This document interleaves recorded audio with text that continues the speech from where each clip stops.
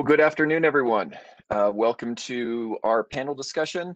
Appreciate everybody taking a little bit of time out of your schedule to be part of our event today. I think we're gonna have some really good content and have some great people to be with you today. So we're gonna go ahead and just jump right in, and just want to share a couple things with you from just a PTP event perspective. We've got a lot of things going on in terms of events that we participate in, panel discussions that we deliver like this, and then content interviews that we deliver in blogs, etc. If you're interested in staying up to speed in terms of what we're doing there, subscribe either on our website, join us on our LinkedIn page. Those are the two areas where we share the most information about the things that we've got going on. And then also our business is growing by referral. So if you are part of our community, our customer community, you like what PTP is doing, and you think we might be able to help peers of yours that work for other organizations, by all means, we'd love to have that referral. And we will certainly give you a services credit for anything that we do in the future. So want to just be able to say thank you for that. So feel free to kind of keep in contact with us that way, and just kind of stay in contact with all the cool things that are going on. So with that, I'd like to go ahead and just introduce the group today that will have, kind of leading the discussion. So this is not going to be slideware. This is not going to be, just kind of death by PowerPoint. As soon as we do the introductions, we're just going to switch over and have a discussion around a topic that's really relevant today. Interestingly enough, just this morning, I think I got 2 invitations for similar discussions that some vendors are having around ransomware. So this is obviously a very relevant topic. I'm sure that's why you're on with us, and look forward to being able to ask the questions of this panel team and get their input in terms of being able to really craft a plan around ransomware. So one of the things that we wanted to do today is not necessarily dwell on the what is it, or try to define ransomware, or spend a ton of time around the growth of the threat. We'll certainly hit on those components, but really to say that, hey, hope is not a strategy. Going back to your CEO and saying, yeah, I think that we're doing all the right things is not necessarily the way to address this. And it's really crafting a plan that is that works with your business based on the risk in your environment. So that's what we're going to talk about today. My name is Gary Derheim. I lead marketing and managed services for PTP, and I'm fortunate to have the opportunity to be able to lead these sessions, and have really enjoyed the different kind of discussions that we've had, learned a lot along the way, and it's always a fun hour for me. With that, I'd like to introduce each one of our panelists and allow them just to say, a quick 15-30 seconds about themselves and their background. So Chris, let's go to you. Chris Jordan, CEO, co-founder of Fluency. I've been in security since '92. I started the Army cert back in '93, was public in '98. I took over the DoD cert for a number of years, and then went independent, started a company, was bought by McAfee. I was VP of Threat Intelligence, and now I'm running Fluency. You are. So Chris has got absolutely a ton of background in building technologies and working with organizations like PTP and end user organizations to help protect them. So really looking forward to his insight today. Adam, let's go to you. Hey everybody, Adam Johnson. I'm a partner account manager for Carbonite. I've been with the company for about 8 years. Carbonite was originally known back when it started in the mid-aughts as cloud backup for consumer. A lot of changes, recently as we moved to be more relevant in the business space. So a lot of what we're talking today, a lot of the solutions we have to offer today is really meant for business. So looking forward to the conversation and any of the questions that come from it. Thanks, Gary. You bet. Thanks. Yeah, you bet. Thanks, Adam. Kirby, to you. Thanks, Gary. Hi, everybody. I'm Kirby Kaylor. I'm Senior Product Manager for the Carbonite Endpoint Backup product. I work with Adam with Carbonite, obviously, here in the Boston area. I've been with Carbonite for 5.5 years, where I started, internally with the IT service desk, made my way up, and then got poached over here to the dark side with the product team. So it's a pleasure to be with you all today. Thank you. Thank you. Rick. Yeah, and you had me going last, so I'm just here to learn from the experts we have. Is that okay? No. There you go. Absolutely. Good afternoon. Rick Pitcairn, Director of Managed Services at PTP. I'm responsible for client infrastructure, security, network, and cloud operations, as well as client onboarding and all of our SLA-based services and engineering teams that fall under our Peak Plus services portfolio. Based out of Cincinnati, Ohio, I've been with PTP for about 4 years. And my IT background spans a little over 25, both in engineering and leadership roles, the last 15 years leading infrastructure and services teams. Yeah, so Rick leads everything that we do from a managed services operations and delivery perspective. So our teams, our NOC teams, our SOC teams, our cloud engineering teams all kind of report up to Rick. So he's got a ton of experience around operations and really building process and policy for organizations. So I think he'll have some really great input for the organization for the discussion today. So with that, I'm just going to jump right in and start. Let's kind of start talking about the first question. So as we alluded to, we're going to talk today about crafting a plan. And so some of the discussions that we have here are going to kind of lead into what that plan looks like. So we'll have the opportunity to be able to kind of review that as we go step by step. But I think, for the first step, I'd like to just go to Kirby and ask the question. So, I think that we want to assume in this discussion that our audience knows ransomware. They know the definition of ransomware, but things are evolving over time. There's new variants and there's new types. So wondering if maybe you can just share with us to give us context of where we are here in the middle of 2021. What some of those variants and flavors look like and kind of what we're dealing with. I think that'd be a great place to start. Yeah. So in regards to context, I'm going to roll us back, about 2 years between 2019 and 2020, when ransomware was really easily able to target SMBs, right? A small business, 20 or fewer people has either no or very few dedicated IT guys, and that dedicated guy might just be the most tech savvy guy there of the group. They're susceptible to insiders. Their users are probably naive. They're probably lacking, controls and security for their email, phishing, spam, whatever it is. And if they're attacked and they're locked out, how are they going to stay in business, right? Their data is their business. So they're much more likely to pay the ransom. But the real question was, how much can they actually pay? So then COVID hits, people are spread out, you're working from home, and people are now more likely to be working from a personal computer, or at least their personal computer is connected to the same network that their business computer is now connected to. And personal computers are twice as likely to be infected as a business device because they are lacking, any sort of resemblance that the business device has with their security presence. They might just have no security. They might have Windows Defender, it's my gaming computer. What's the big deal?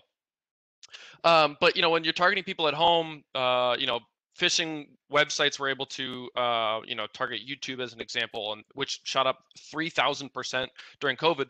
And the reason why is YouTube's connected to your Gmail, which is connected to your Google Drive. It's just easy to infect and get a hold of your personal computer, which can then spread. So as COVID, we're kind of coming out of it, even with Delta on the rise here, we've got a new shift to different industries now that ransomware is able to target. So the oil, gas, and mining industry has been up 47% in 2021. Manufacturing and wholesale trades have increased, and the technology supply chains are under attack now too.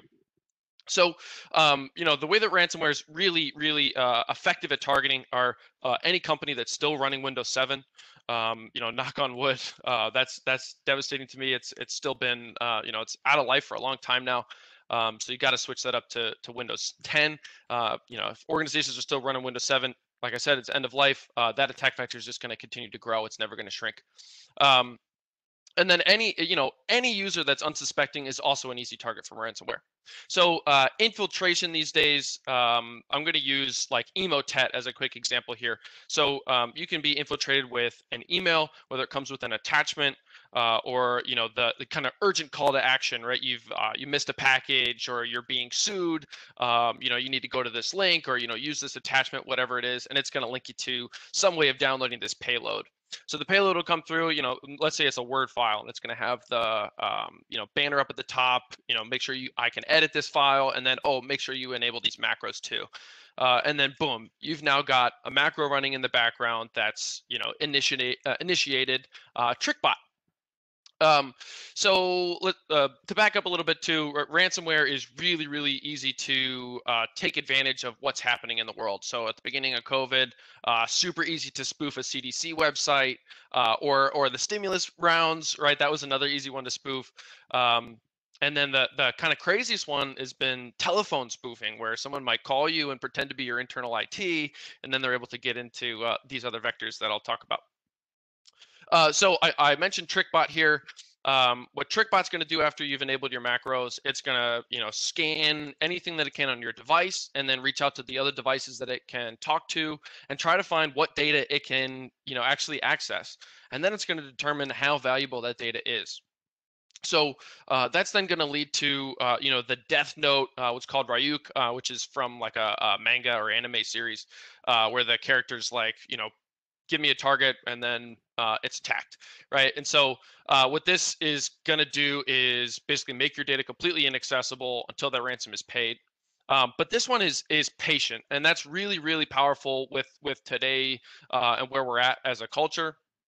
It's going to wait for, it knows that you probably have a backup solution, and you probably have some sort of retention policy. So let's say it's 60 days, right? That's like a Microsoft standard. And then, so it's going to be patient. It's going to be encrypting things kind of silently, moving around in the shadows. And then when it knows that you've got all of your retentions are either compromised completely or gone, that's when it'll encrypt all your data, so that you can't restore your data. It's going to do massive amounts of damage, right, in both the ransomware payment, right, because now you can't restore your stuff, so you have to pay that ransom, and your your reputation is going to be damaged as a result of that as well. So Ryuk is kind of brutal with how silent and widespread it can go. The other kind of crazy one to me has been the ransomware as a service phenomenon. So this is an instance of GandCrab is one of them. And so, basically any dummy can just download this, ransomware as a service. And it's going to give you this nice little template that says, how do you want this to work? Do you want to fully lock out the computer? Do you only want to use a little bit of CPU usage? Do you want to wait for the lock screen until we start encrypting stuff?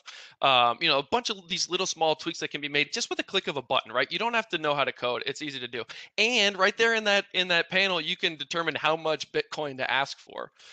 So it's kind of crazy. It's ransomware as a service, just like software as a service. So, there's like a partner program where the, coder will take a percentage, and depending on how aggressive you are as a partner, they'll take less of the cut over time, like 10%. So that one is pretty crazy. And it rolls into this next part here, my last part that I want to talk about. And also with work from home, the default settings of the remote desktop app, right? Especially in the beginning, I'm sure by now we've all learned about this and locked it down. But on the beginning of COVID, just so that people can remote into their devices in the office, the default settings are brutal. There's it's super easy to do a brute force attack. So basically what these ransomware as a service offerings can do is say, okay, I've got this whole list of devices that are already compromised and ready to go, and they'll sell you a device for like $6, right? So, again, anybody you don't need to be a heavy coder. All you need, I'm going to go to this website, I'm going to buy this device, I'm going to use this free to use ransomware as a service, and then I'm just going to drag the payload onto the desktop, and then let it do its damage. So they've made it super easy to use. And it's pretty terrifying with how easily accessible that is. The last stat I wanted to leave with this is over the last 2 years, what we found is the average downtime for a business when it's been attacked by ransomware has been 16.2 days. The average ransom was $84,000, and the medium ransom is $41,000, right? So if you imagine that curve, there's going to be some huge payments. Some are up of like $60 million. So it's a pretty devastating landscape here. Wow, that was awesome information. Thank you, Kirby, for kind of kicking us off there. So there's so much, I think, so much to respond to. And I always feel like as we go through these discussions that they could easily go on for multiple hours. To the attendees, we're not going to keep you for multiple hours, but I do want to remind you, I mean, we can go any of, ourselves from PTP or our partners, Carbonite and Chris and team from Fluency Security, we can certainly go deeper on some of these discussions because I know we're going to scratch the surface on a lot of these areas. So afterwards, feel free, reach out. You want to go deeper in particular areas, and we'll be happy to do that. I mean, I'm thinking about the patient variant that Kirby that you mentioned, and it's we had this discussion a lot with customers, and they're talking about the speed to response, and there's the art and science between with security monitoring, which is there's the things that are going to hit you front and center, but then there's the nuances that you're looking for, because our adversaries are becoming much more covert, much more careful in terms of they're not just trying to bang down the front door anymore. They're kind of sneaking around to see where they can so this kind of approach requires a full plan. And anyway, so that's a great start. Probably blown away by some of the data. Won't recap all of it, but we'll certainly pull it out and share it in some future content. So with that, Adam, I mean, Kirby's talked a lot about the different variants and some of the things going on. I mean, the obvious question is, have you been seeing an increase in the last couple of years in time frame? But maybe, so let's make the assumption the answer is yes, but maybe you can just kind of elaborate on where you're seeing that and kind of how it's transforming, just so we've got a good landscape of what we're dealing with. Yeah, definitely. And Kirby, did you say 16 days, the average that they're down? Wow. Yep.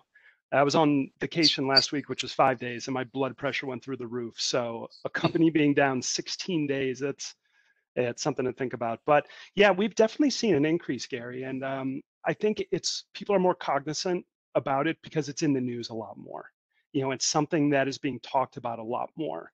I actually was pulling some numbers with our support team the other day because we track these things very regularly, being in the backup and recovery space. And just in the past 5 years, we successfully helped close to 20,000 companies and individuals retrieve their data successfully from ransomware. So those are the ones, that's score one for the good guys, but there's so many additional, people that are getting hit, and a lot of the numbers out there are staggering. Kirby mentioned a lot of them, but I read something about 4,000 attacks a day that are successfully landing with businesses and individuals of all sizes. So just the amount of exposure that it's getting, it's good that people are talking about it, but the bad guys are not taking their foot off the gas. No way. Mm-hmm. No and as way. far as the type of just no, go ahead. The way that I'm hearing it in conversations with a lot of the companies and partners that I'm speaking with, it seems that with work from home, the four walls of the office have really been expanded, and it had to be done really quickly without thinking about how do I protect these users that might not be as savvy as some of those people that have locked down the server room. So as these tools make us more productive, allowed us to work from vacation homes and coffee shops and what have you, it adds a lot of vulnerabilities. And when I'm speaking with people, that seems to be the common thread. We recently expanded to a work from home policy. We're using new cloud-based tools. And in many cases, they're calling because they've already been affected with something, which is akin to buying a fire alarm after the building's on fire. So yeah, so we hear this time and time again, and fortunately we're able to help. But a lot of times, you either start from scratch with your data or pay the ransom, and a lot of the people are paying ransom these days. Yep. Well, and I think that's. I was just going to add to that. I think what happened over the past year is I think IT leaders, they were scrambling to find their remote access strategy and determine of a secure method and medium for connecting back to the data, where you say you've expanded the office walls. Now you're dealing really with home internet connections and connectivity that typically probably aren't the most secure from an end user perspective. So how do you secure that data in transit and that connectivity to be able to pull the data you need securely? So, I think that's what we've seen a lot over the the past year or so is just re-examining remote access strategies and policies and putting the necessary security pieces in place to better protect that data. Yeah, so now, just kind of following up on what you guys have discussed. So we have new variants. They're enabling, more bad actors with the ransomware as a service. We've got, more, covert types of solutions that are becoming, increasingly more difficult to detect. Obviously, we're seeing increases in the numbers. Some of that related to obviously COVID, but then we've got opportunistic bad actors looking for where can they get the money and targeting specific verticals and types of organizations. So I don't like to deal in fear. I prefer to deal in facts. This is not information to scare anybody. It's just information to be aware of, so you know how to address and obviously create a plan for your organization. So that's where we want to go from here and say, okay, let's start talking about what that looks like. So Rick, let's start with you, kind of at the foundational elements of, hey, what should this, what should a plan include? You're leading our services team. You're working with lots of different organizations. What would be, kind of talk about maybe what the phase one of a plan look like to you? Yeah, and I think that's the key word, is plan. And every organization needs a plan. And if you don't have one in place today, you need to develop one and put one in place, not to protect just against ransomware, but other security threats and risks that could do harm to the organization.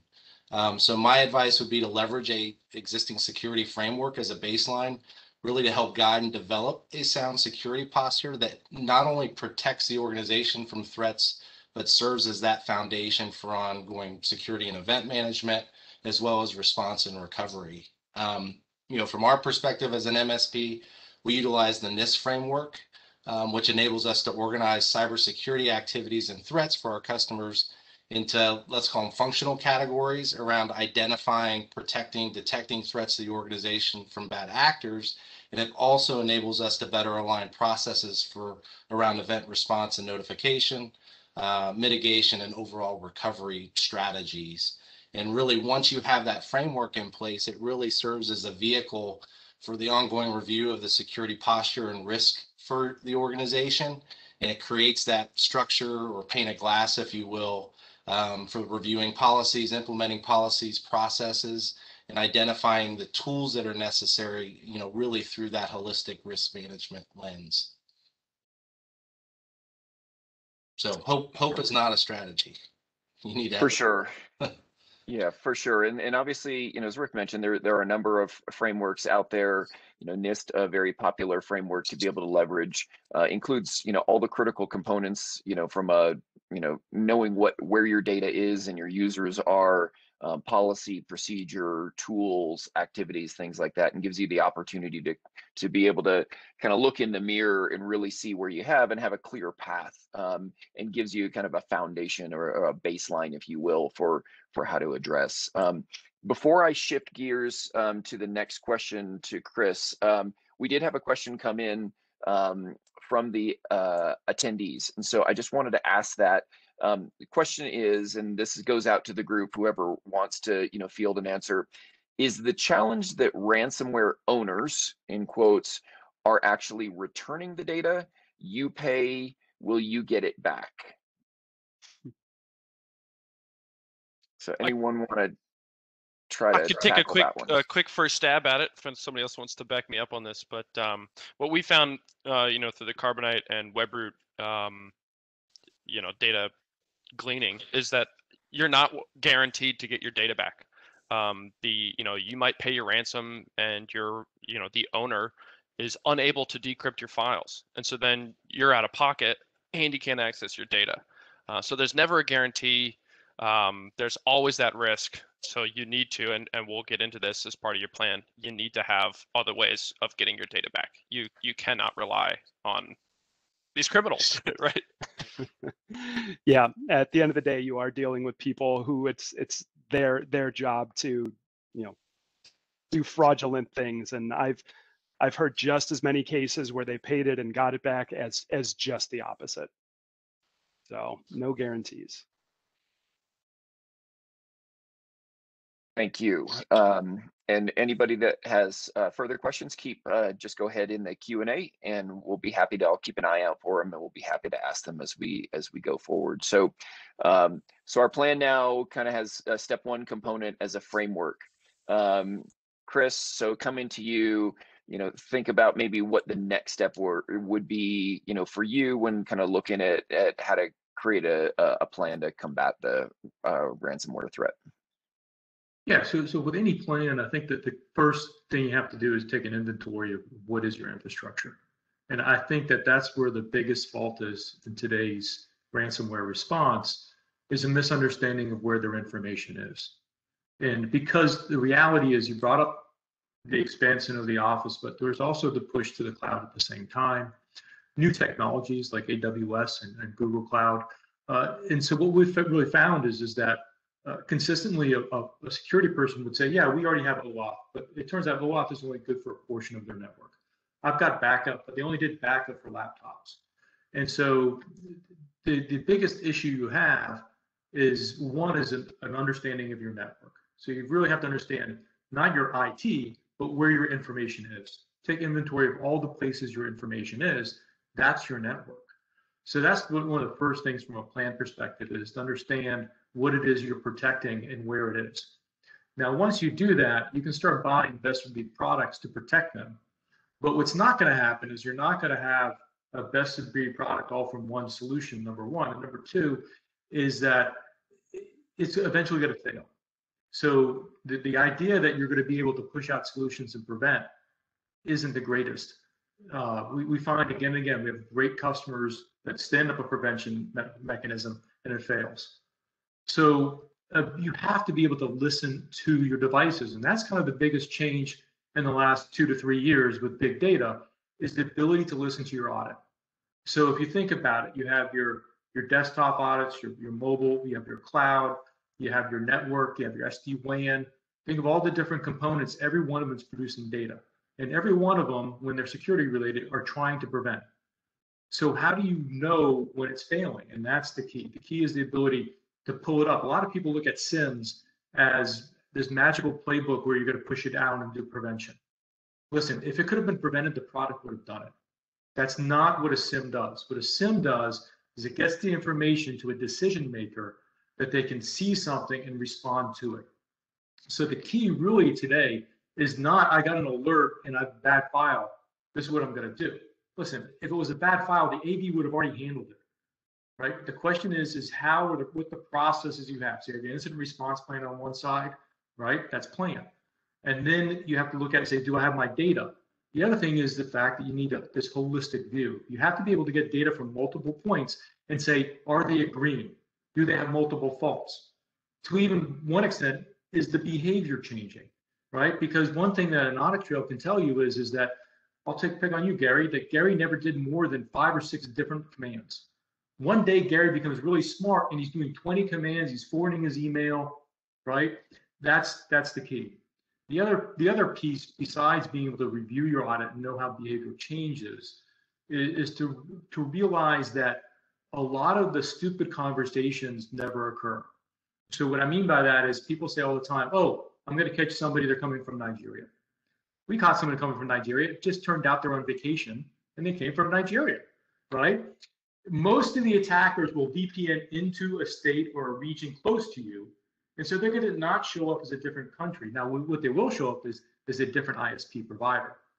So that's where intelligence comes from, right? So when you have a really good SOC pulling their information in, they're able to write rules to understand what is it that they're looking for that's a behavioral difference, right? And that's really what we're getting at. The behavioral difference is a statistical difference, and you can't just automate the response, right? And so there's a really big belief at the C level of this idea of dwell time, which is completely BS, right? That the reality is that these numbers that we talk about, dwell time, 200 days before detection, it's 200 days before detection because you prevented it and you weren't looking at your logs to say, was there something new that I saw? By the time the damage is seen, and so the attackers are very smart. A slow and slow technique, taking over the infrastructure is very important.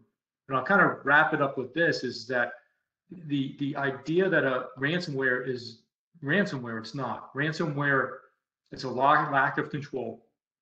And that lack of control means they're going to steal your files. They're going to do things like banking attacks. Listen, the last thing they do is ransomware. The first thing they do is try to steal all your money. So it's good to understand that ransomware is the one we all talk about because it's really easy to understand the damage and the impact to operations. But it's still in the root of it, malware. It's still remote access to that user. They can do a lot more than just steal your data. So again, if you take a step back, the behavior of all those things that are a lot worse is going to show up in the audit trail. So to go through your plan, holistic view, pulling all your data, learning what normal behavior is, and then highlighting when things change. It sounds easy, really hard to do. Get a professional. Yeah. And I'll probably have a similar question to you as a follow-up a little bit later on, Chris, but you talk so much about the behavior side. Some of the better ways, at least that we've seen and we recommend, is picking up on that behavior is, a combination of the advancements in like EDR and XDR technology, and then combining that with, that quote unquote SIM or next generation SIM engine that you can write the rules, which obviously Fluency Security is familiar with.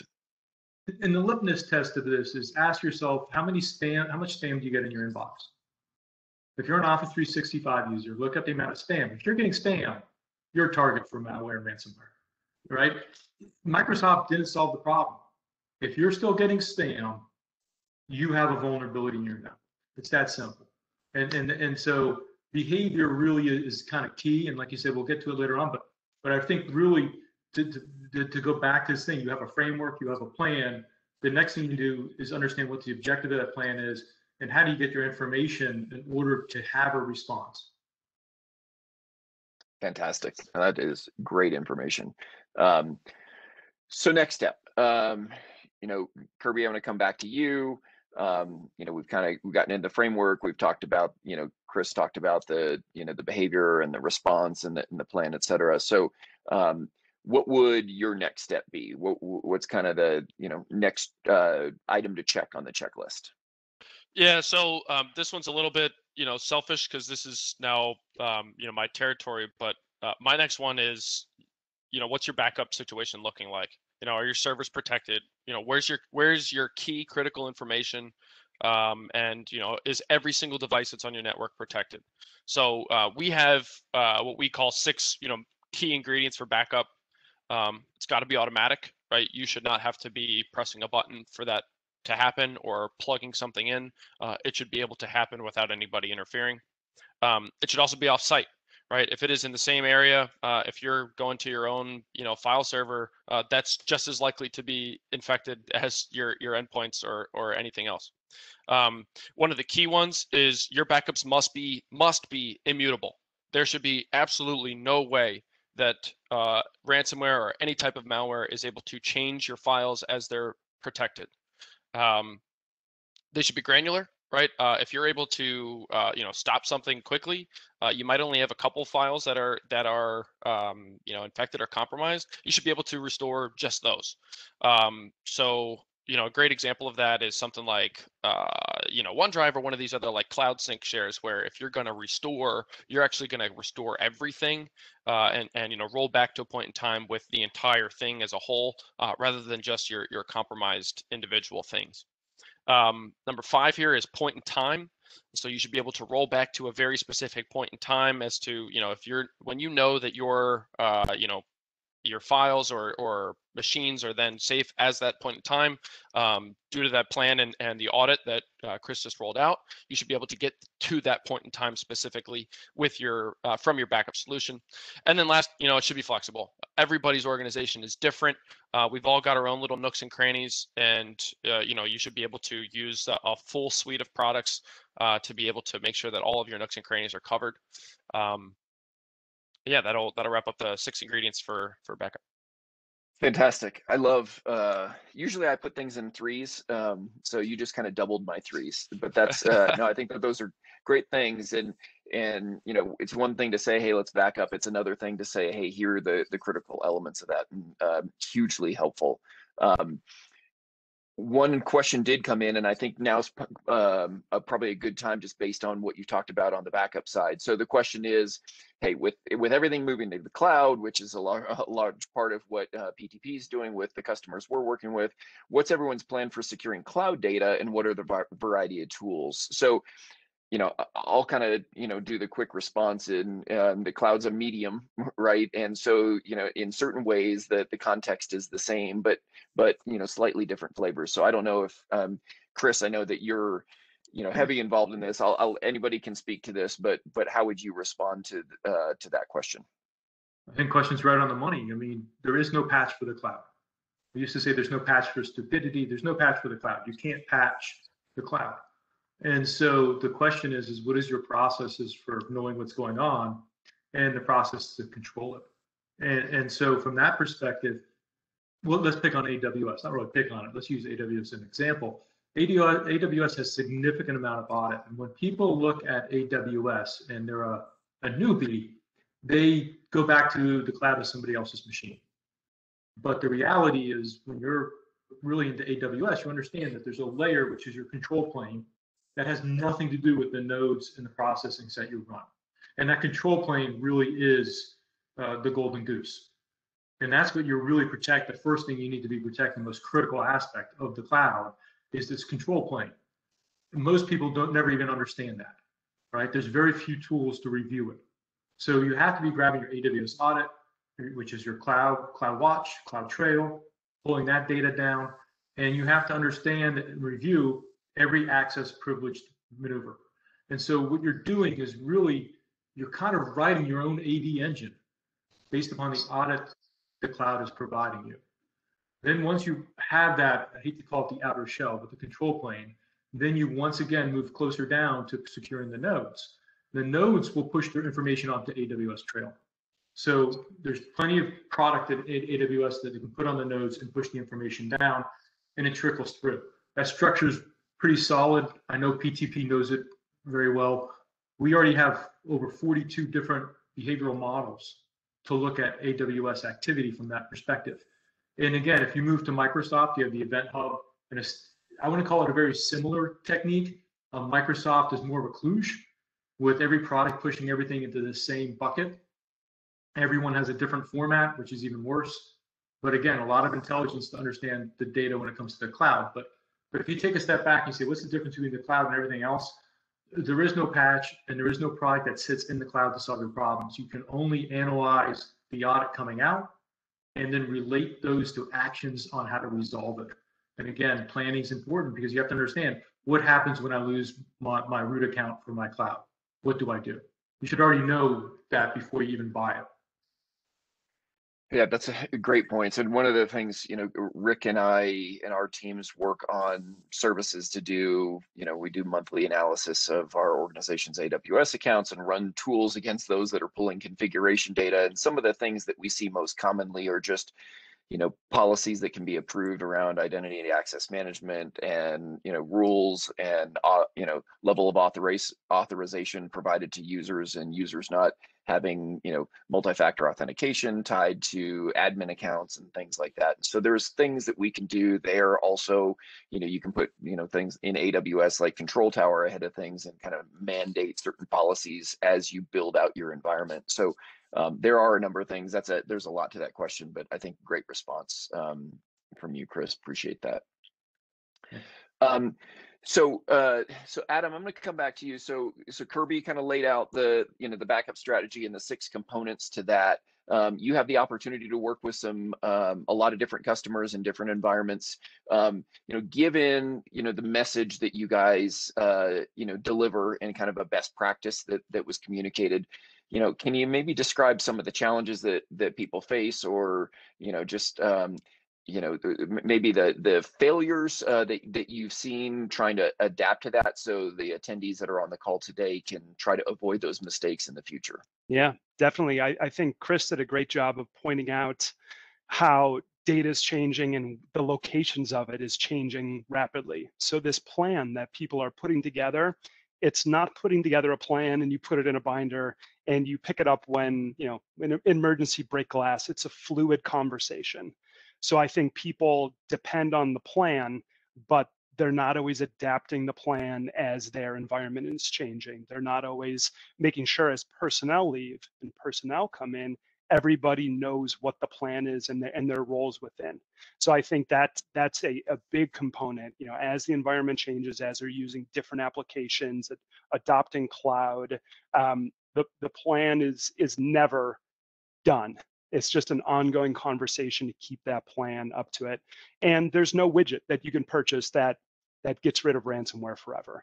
It's a layered approach. It's a series of different tools that are going to change based on what your company does and the environment that you have. So it really is a malleable thing. So when a lot of people have missteps or they have vulnerabilities, it's because things change and they didn't really adapt to it. And then secondly, when I have a leaky faucet, well, maybe that's a bad example, I'm not handy. When something happens with plumbing, I call a plumber.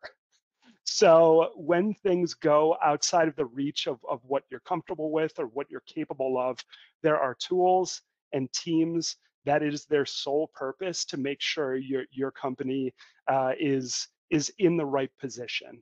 And these days there's so many good options out there. So trying to take it on yourself is difficult. I think a lot of the challenges of businesses of all sizes is the priority of keeping their environment safe isn't up there with the other priorities of the company. You wouldn't have a finance team without the finance tools to run payroll. Why would you not have the right tools and the right team in place to combat something like malware, ransomware, backup and recovery? So it's just the prioritization of things. I think with all the news and all the chatter around this topic, I think a lot of people are getting wise to the fact that this is something that needs to be an extremely high priority, because time is money, losing productivity, losing data can really put me in a bad position with my reputation, my customers, my end users. Good stuff. Yeah, I couldn't agree more. Great information. So next step. So now we're building these steps of our plan. We've got framework. We're talking about behavioral analysis and improvements at with endpoint and seeing where your users are. 6-point data retention strategy. We're seeing where some people have had some challenges. So now I'd like to come back to Chris, and he introduced some of this concept before, but this is really kind of leading towards security monitoring. And one of the things that we see is, the environments are getting more diverse. You've got some data on-prem, you've got some data in the cloud, you've got users, scattered around either the United States or multinational. You've got your Office 365 that's up in Microsoft's cloud. You've got other data that's sitting in another cloud. You've got some firewalls, you've got some email security. So this is wide, diverse set of systems and information and data and events, intrusion prevention systems, creating massive amounts of data, and the ability to manage that and kind of homogenize that. So, Chris, you're the expert here, but if you could just talk about really, how bringing all this together really makes the difference as we're trying to find that, the covert attack of our adversary that's looking for weaknesses. Yeah, so I think every company is dealing with this issue right now. Is the growth of data. So data doubles every 2 years. What I mean by that is that the entire written understanding of our universe will double. There'll be twice as much paperwork in 2 years. And so you're not planning for the amount of data you're getting now. As a company, if you think you're going to be around 4 years from now, you've got to deal with 4 times as much. Now you can be around 6 years, you got to deal with 8 times as much data. So the amount of data you're getting is increasing massively. And so you cannot go through the idea that I'm going to have a chart, I'm going to look at a chart and understand there's an issue. So we have to flip security around into a different model where we say, I'm going to get all this data, I'm going to understand and put comprehension behind it, and I'm going to focus on what is it that I need to detect in order to begin a response. It sounds very simple. It kind of is in a very simple way, very difficult to do because people tend to underestimate detecting there's a problem, right? And remember now, Every other product is going to prevent it if it can understand it at its position. So the most common way to search for a problem is what we call atomic. It means, hey, I know when there's a user added, it should have been reviewed. So look for when a user is added and then check to see, let's review it. But it works great for small companies. Wait until you're a 5,000 person company, 8,000 person company. You can't be reviewing every added user manually. And putting a human in a loop never scales. If you move to AWS, you move for scalability. Putting a human in the middle of it is going to screw you up. So what you have to have is the ability for your searching and what you're searching for to be state understanding, right? Think about the movement from a stateless firewall to a stateful firewall, right? We're getting to the point now of understanding data statefully. So every single SIM that uses a database as its primary means, in other words, I'm going to search this database, is an absolute fail. It will fail from a productivity point of view and fail from a detection point of view, right? It's set analysis is not the way to understand data. And so you notice I keep on using the word models, and sometimes even in our company, sometimes we slip and we'll say rule or signature, but they're models. They're state understood positions. I understood what happened before. I understood what Gary did before. Gary only did 6 commands before. Now he's done 20. That's a state difference. I can't just search it. And so that's where the industry is going. The industry is going in a situation of understanding data in a stateful manner. And the other piece is it's getting more and more data, more complex. We call it diversity and distribution. There's tons of different types of data coming in, and it's coming in from all over the place. And you've got to be able to collect it, normalize it, and then understand it in a stateful manner based upon its user and its entity. It's where the industry is going, because it's the only way in which you can put comprehension to the vast amount of data, right? If you have a person who's searching every day for a problem, fire them.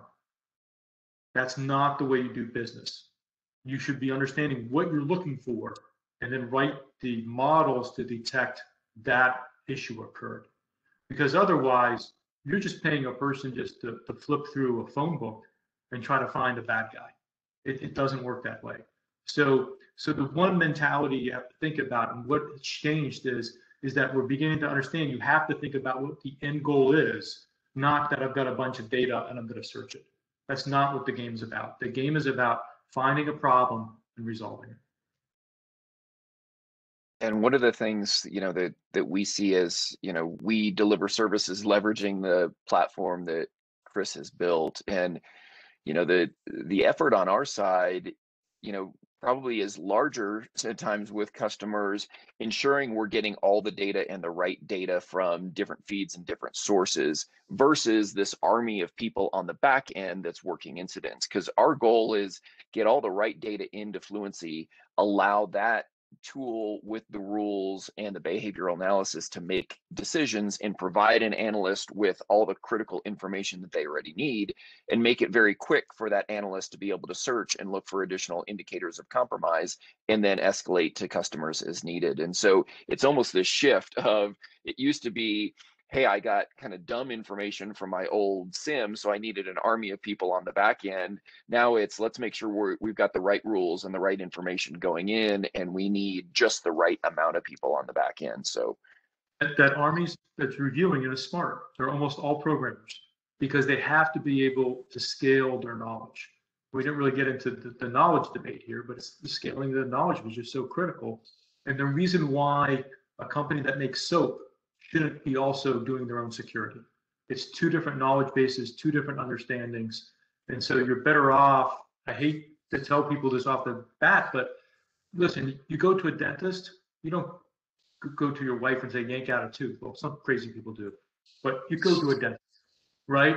And that's what we go to. You brought up the plumber thing. I think there's the knowledge difference is significant. It's something you shouldn't be doing in-house to a company. Any CFO who pays for an internal SOC is absolutely crazy, or they're a huge company that's like a bank. Totally agree. No, great point. So we are 5 minutes to the end of the hour. I'm always blown away by how fast the time goes by. I looked at this, yesterday and was thinking, okay, we'll probably wrap at a quarter till, and here we are. But I still have one more question to Rick before, and I will, just to the attendees, sit tight with us. We are going to draw, it will be a couple more minutes, and then we'll draw for the $100 gift card raffle. So make sure you're with us for that, because you have to be present to win. But quickly, Rick, so we've got a framework. We're talking about behavioral analysis and advanced endpoint. We have our 6-point strategy around data backup. Chris talked about, really security monitoring and kind of what that looks like and the core components there. Can you quickly are there other elements that we need to consider as part of our plan that would be, that are applicable, or at least other considerations that we should be thinking about as we're addressing this threat? Yeah, I think, kind of to put a bow on around the topic and discussion today, I think we touched on a number of things. I think, a couple things. You want to make sure you have vulnerability scanning in place, and also ensure that pen testing is part of that framework and strategy that you have on a regular basis. At minimum, from a pen testing perspective, 1 to 2 times a year, but in more mature organizations, we're seeing that conducted a lot more. But really, to put a bow around kind of that security framework is the end user awareness training. I think that's critical. As Chris mentioned, if you're getting spam email, you're being exposed or potentially exposed to bad actors today. And the majority of your users, if not all, at some point will be exposed to bad actors, whether it's through the phishing campaigns, scams, or social engineering attacks, bad attachments with scripts and executables and things of that nature. So really, they need to be aware of what the bad guys are up to and how they're going or trying to go about stealing your data and exposing risks to the business. So from our vantage point, we recommend formal security awareness training for end users on a regular basis, at least monthly. And what that'll allow you to do is kind of build in that framework for end user training, but also develop campaigns where you can test your users and run phishing campaigns against your user community to determine where your gaps are and what you need to do to either develop additional training areas for those end users, or structure and put together kind of a benchmark or risk score so you can improve the end user perspective from a security standpoint, and just help them develop a better understanding. Yeah, fantastic. Yeah, and on the vulnerability management side, it's been around forever, right? It's not necessarily the new sexy technology, but our adversaries are looking for the easiest way in. So, why not find things that are running old code? Kirby mentioned the Windows 7 stuff. Hey, there are still some places out there that are running that. So that's what people are looking for. Who's the guy that hasn't upgraded the machines? And then on the, obviously the end user awareness training, this is huge, right? And I think we're getting smarter, but our adversaries are getting smarter. And this isn't necessarily like tiered in the organization. I mean, we've had customers where the president of the company is the one that made the choice to click on, the wrong link and lost money that, came out of the bank account, et cetera. So, everybody being aware of the new threats and what to do and what not to do, I think are critical. So, fantastic. Thanks everybody for being part of this session. So we will take this session. For those of you that if you want any more information, feel free to reach out to PTP. Just go to info@ptp.cloud or marketing@ptp.cloud, and we'll be happy to get back to you. We'll cut this up into a highlight video and share with people that weren't able to make it. So we'll extract out some of the key components that our panelists had some really great information for you this afternoon. Caitlin has been on with us, and she's got the list of the attendees that are still on. And I'm going to allow Caitlin to do she's got kind of a set little method to do a quick random drawing and see who is the lucky winner of the $100 gift card, who afterwards will follow up and get that all taken care of. But Caitlin, can you unmute yourself and then just announce the winner? Absolutely. So guys, I did a raffle behind the scenes here. Drum roll, please. The winner is Milton Rodriguez. Oh, awesome. Thank you, Hamilton. So yeah, so we will follow up with you. I've got the registration information. And with that, we'll wrap the session. Thanks for everybody for taking the time. To the panelists, thank you for being part of this, and hope everyone has a great rest of your week. Take care. Thanks.